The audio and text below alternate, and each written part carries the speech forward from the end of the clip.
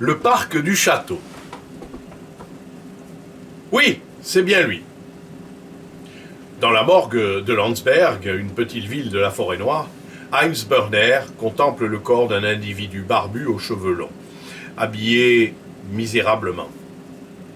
Malgré ses cheveux courts et sa mise soignée, Heinz Berner possède une incontestable ressemblance avec lui. Ce qui n'a rien d'étonnant puisque le défunt, Otto Berner, 28 ans, était son frère, de 5 ans son cadet. Nous sommes le 22 novembre 1971. Il y a un peu moins de 24 heures, Heinz Berner, professeur d'allemand à Hambourg, a reçu une convocation du commissaire Werner Nielsen de Landsberg. Il s'agissait de venir reconnaître le corps d'un vagabond portant des papiers au nom d'Otto Berner. Le commissaire Werner Nielsen, un homme d'une soixantaine d'années, aux cheveux déjà blancs, repose le drap sur le défunt. « Je vous remercie, monsieur Berner. Je vais vous demander de me suivre pour signer votre déclaration. Il y a combien de temps que vous n'aviez pas vu votre frère ?» Heinz Berner a l'air perdu dans ses souvenirs. Environ 2 ans. Otto a toujours été un peu marginal. Il a quitté Hambourg sans me prévenir et depuis, il ne m'a plus donné de ses nouvelles. Mais de quoi est-il mort ? D'une chute. Il a dû tomber la tête en avant et il s'est brisé les vertèbres. Il a plusieurs morsures de chien aux jambes, mais elles n'étaient pas mortelles. Le médecin est formel. Pardon ? Vous dites des morsures de chien ? Oui, je suis désolé de vous l'apprendre, monsieur Berner, mais votre frère était en train de commettre un cambriolage quand il s'est tué. Nous avons été alertés hier matin par le comte von Melning. Il venait de découvrir le corps dans le parc de son château. Ce n'est pas possible. Malheureusement, si. Nous avons vérifié. Otto Berner n'avait ni ressources ni domicile connu. Il faisait partie d'un groupe hippie de Landsberg qui vit d'expédients et habite en squattant des maisons en démolition. La conclusion quant à sa présence la nuit dans le parc du comte von Melning s'impose d'elle-même. Heinz Berner regarde intensément le policier. « Je vous dis que ce n'est pas possible, commissaire. Otto a toujours été un farfelu, un rêveur, mais pas un voleur. Je rends hommage à vos sentiments de famille, monsieur Berner, mais les faits sont là. Vous avez dit vous-même que vous n'aviez pas vu votre frère depuis 2 ans. Il peut s'en passer des choses en 2 ans. Par exemple, la drogue ou l'influence d'un de ces gourous comme il y a tant en ce moment. Pas Otto. Il ne se serait jamais laissé manipuler. Alors c'est qu'il aura agi de sa propre initiative. De toute manière, l'enquête est close et ses conclusions sont claires. Eh bien moi, je trouverai la vérité. Le commissaire Nielsen change brusquement d'expression. Alors que jusque-là, il avait adopté un maintien poli, voire compatissant, il durcit le ton. Je vous l'interdis, monsieur Berner. Le comte von Melning est une personnalité, et si j'apprends que vous vous mêlez de cette affaire, je vous fais coffrer. C'est bien compris ? Heinz Berner pousse un soupir qui passe pour une acceptation résignée. Mais c'est uniquement pour donner le change. Car dès cet instant, sa décision est prise. Il va refaire tout seul l'enquête. A priori, cela semble absurde. Le commissaire Nielsen ne peut avoir que raison. Et pourtant, Heinz Berner est persuadé du contraire. Une intuition lui dit que la réalité est différente, qu'il s'est passé derrière les hauts murs du château Melning autre chose qu'une tentative de cambriolage qui a tourné au tragique. Le château du comte von Melning, situé sur une hauteur, un peu à l'écart de Landsberg, est une de ces constructions romantiques comme il y en a plusieurs dans cette région d'Allemagne. Il est protégé par un haut mur d'enceinte. Heinz Berner examine la propriété avec soin. Il est évident qu'une pareille demeure doit renfermer des trésors. Mais il est tout aussi évident qu'elle doit être redoutablement protégée. S'y aventurer seule la nuit et tout seul est tout sauf raisonnable. Otto aurait-il donc perdu la raison? Installé au volant d'une voiture de location, Heinz Berner observe à distance la grande et élégante grille d'entrée.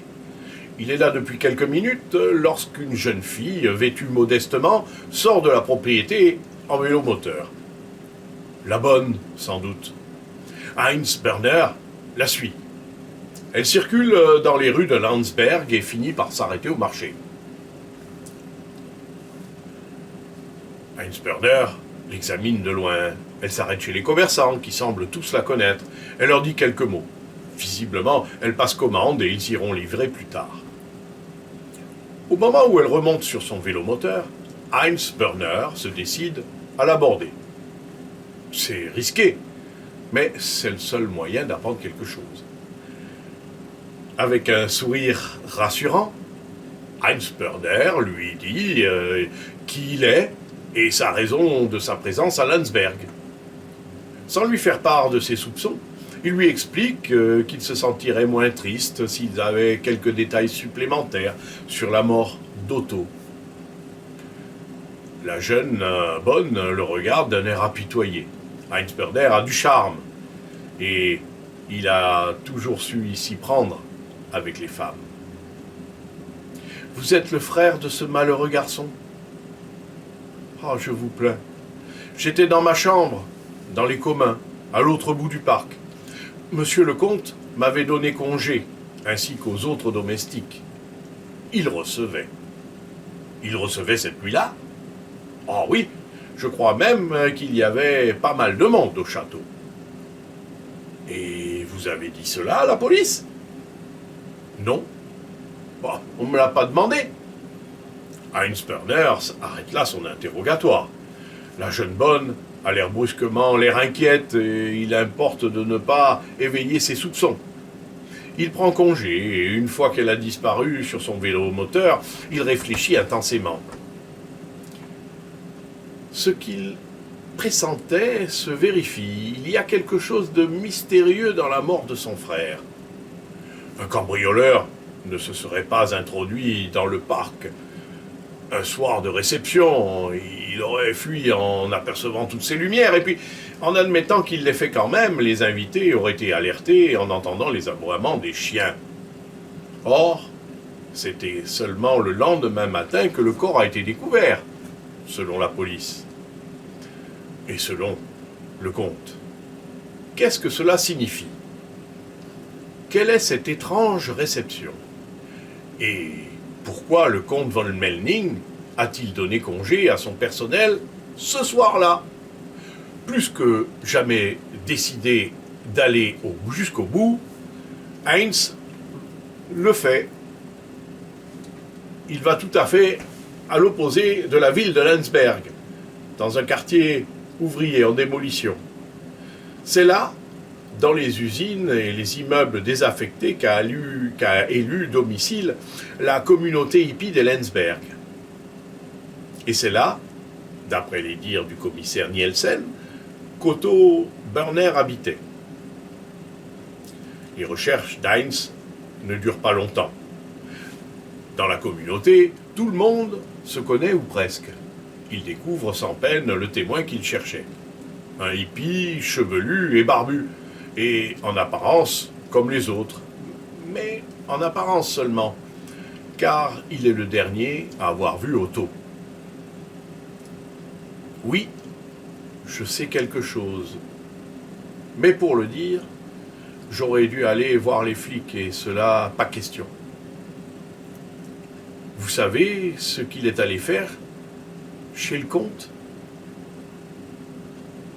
Le hippie secoue la tête, agitant ses longs cheveux. Non, malheureusement. L'après-midi qui a précédé sa mort, un homme est venu rôder dans le coin. Il s'est adressé à plusieurs d'entre nous, qui l'ont envoyé promener. Il a fini par venir vers Otto et moi. Il nous a dit « Je viens de la part du comte von Melning. J'ai quelque chose de très intéressant à vous proposer. » Il avait une petite moustache et l'air d'un larbin. À mon avis, ce devait être un chauffeur, un garde-chasse ou quelque chose comme ça. Qu'est-ce qu'il vous a offert? 1000 marques. Mais pourquoi faire? Se rendre le soir même chez le comte. Le volontaire n'aurait qu'à le suivre et une fois sa tâche accomplie, il le raccompagnerait ici. Le tout ne devait pas prendre plus d'une nuit. J'ai bien sûr demandé de quoi il s'agissait. Le larbin moustachu n'a pas voulu me répondre. Il s'est contenté de me répéter que cela ne durerait pas plus d'une nuit et que c'était à prendre ou à laisser. J'ai refusé. Mais Otto, lui, a accepté. Et il est parti? Oui. J'ai bien essayé de les raisonner et je lui ai dit que, à ce prix-là, cela ne pouvait pas être quelque chose de normal, qu'il allait lui arriver quelque chose. Il ne m'a même pas écouté. Il s'est contenté de sourire et il est monté dans la voiture du domestique qui attendait à côté. Aujourd'hui, je me reproche de n'avoir pas insisté davantage. Mais vous savez comment il y était, Otto. Quand quelque chose lui passait par la tête, ce n'était pas la peine de discuter avec lui. Heinz Berner garde le silence. Oui, il sait comment était son frère. Ce brusque emballement, ce saut dans l'inconnu, était bien son genre. Il était tout à fait capable d'accepter une proposition saugrenue et inquiétante venant d'un inconnu, et pas forcément pour l'argent, par jeu, par défi. Heinz demande gravement. Vous répéteriez ce que vous venez de me dire devant le policier? Le hippie hésite un instant et finit par déclarer. Pour qu'Otto soit vengé et que le comte ne s'en sorte pas, oui. Et 1 heure plus tard, les deux hommes sont dans le bureau du commissaire Werner Nielsen. Après un court préambule d'Heinz Berner, le hippie refait son récit. Lorsqu'il a terminé, le commissaire se tourne vers le frère de la victime. Vous aviez raison, monsieur Berner. Je me suis contenté des déclarations du comte von Melning et j'ai eu tort. Je vais reprendre l'enquête, mais je vais vous demander une autre chose. Ne vous occupez plus de rien. S'agissant d'une personnalité comme von Melning, ce ne peut être qu'une affaire extrêmement délicate. C'est à moi de jouer maintenant. 30 novembre 1971. Une semaine s'est écoulée depuis que le commissaire Werner Nielsen a appris à Heinz Berner les circonstances de la mort de son jeune frère Otto. Les deux hommes sont de nouveau face à face dans le bureau du commissaire. C'est ce dernier qui parle. Vous aviez parfaitement raison, monsieur Berner. Votre frère Otto n'était pas un voleur. J'ai fait mon enquête et maintenant, je sais la vérité. C'est von Melning qui l'a tué? Non. C'est plutôt un accident. Comment cela, un accident? Il a payé 1000 marques pour avoir un accident? Disons que le comte n'a pas voulu ce qui s'est passé. Il est coupable d'homicide par imprudence. Heinz Berner se raidit. Il sent qu'il va entendre une vérité cruelle. Je vous écoute, commissaire. Il y avait bien une réception au château la nuit où votre frère a trouvé la mort. Une réception, à vrai dire, pas comme les autres. Une orgie? C'est ce que j'ai pensé un instant, mais j'ai vite su que non. Non. Le commissaire Nielsen ne quitte pas son interlocuteur des yeux. Le comte von Melning est une des plus grosses fortunes de ce pays. C'est peut-être aussi une des personnes qui s'ennuie le plus. Il vit de ses rentes et pour s'occuper, il a des distractions passablement bizarres avec d'autres gens comme lui. Qu'est-ce qu'ils ont fait? Un pari, monsieur Berner. Le comte von Melning était très fier de ses chiens de garde. Au cours d'une discussion avec ses amis, ils ont vanté les mérites de leurs chiens respectifs. Ils ont décidé de leur faire un concours et ils ont imaginé de recourir à un cobaye. Otto? Oui. C'est ce qu'on a proposé à votre frère. Pour 1000 marks, il devait passer la nuit dans le parc. Il y avait une dizaine d'invités à la soirée.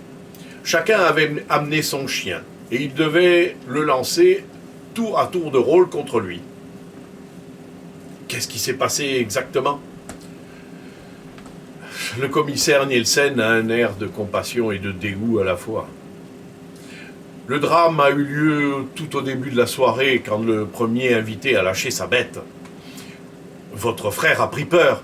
Il s'est enfui dans le noir. Il a trébuché sur une racine, il est tombé et s'est brisé les vertèbres. Par la suite, le chien s'est acharné sur lui, mais ce n'est pas lui qui l'a tué, il était déjà mort. C'est un véritable meurtre! Sur le plan moral, vous avez raison.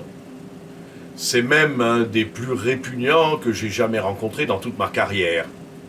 Mais sur le plan légal, on ne peut retenir que l'homicide par imprudence.